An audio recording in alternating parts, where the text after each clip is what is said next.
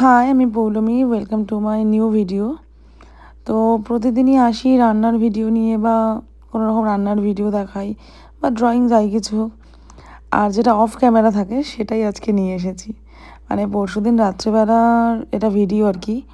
তো আজকে শেয়ার করছি। কয়েকদিন ধরে ল্যাদ লাগছে, ভিডিও সেভাবে দেওয়া হচ্ছে না। তো পরশুদিন রাতে করেছিলাম রুটি, আর ছিল ডিম কারি। তো আমি ডিম কারি দিয়ে রুটি খেয়ে নেবো। হাজব্যান্ডের ডিম পছন্দ না, একটু ফিশ লাভার, নাহলে একটু সয়াবিন খেতে ভালোবাসে। তাই জন্য সয়াবিন রান্না করতে গেছি। তো কী করা যাক। আমার হাজব্যান্ড আবার চিলি পনির, চিলি চিকেন, যে কোনো চিলি আইটেম আর কি খেতে ভালোবাসে। তো ভাবলাম সয়া চিলি বানিয়ে দিই। সেই উদ্দেশ্যেই রান্নাঘরে গেছি। জানো তো তোমরা, রান্না করতে না আমার ছোটো থেকেই ভালো লাগে। মানে ক্লাস 6-7 থেকে আমি রান্না শিখেছি। মা করতে দিত না, বা রেগুলারলি করতে আমার নিজেরও ভালো লাগতো না। তো এখানে আসার পর, বিয়ের পরে ব্রেকফাস্ট আর ডিনারটা আমি নিজে বানাই।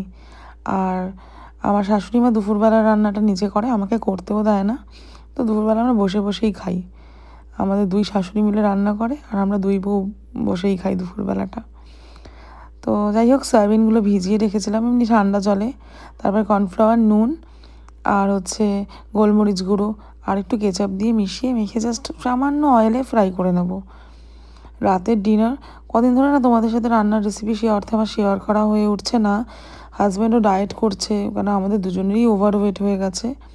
তো সেই সূত্রে কদিন ধরে আমরা সেভাবে কিছু খাচ্ছিও না, তাই শেয়ারও হচ্ছে না। তো বললাম চিলি সয়াবিন করি, আর এদিকে মানে সেভাবে রান্না শেয়ার করতেও ল্যাদ লাগছে, তাই বললাম একটা হ্যাপাজেড ভিডিওই আজকে বানিয়ে দিই।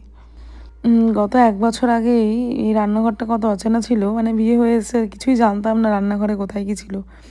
আর এখন এই রান্নাঘরের মানে খুঁটিনাটি সব মুখস্থ হয়ে গেছে। তাই ভাবলেই অদ্ভুত লাগে, একটা মেয়ে কীভাবে একটা বাড়ি থেকে এসে আরেকটা জায়গায় মানিয়ে নেয়, নিজের বাড়িই তৈরি করে ফেলে সেটাকে।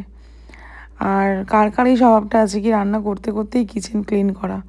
মানে আমার রান্নাও শেষ হবে আর কিচেন ক্লিনিংও কমপ্লিট হয়ে যাবে। যাই হোক, আজকে এইটুকুই। টাটা, আবার পরে কথা হতেই থাকবে।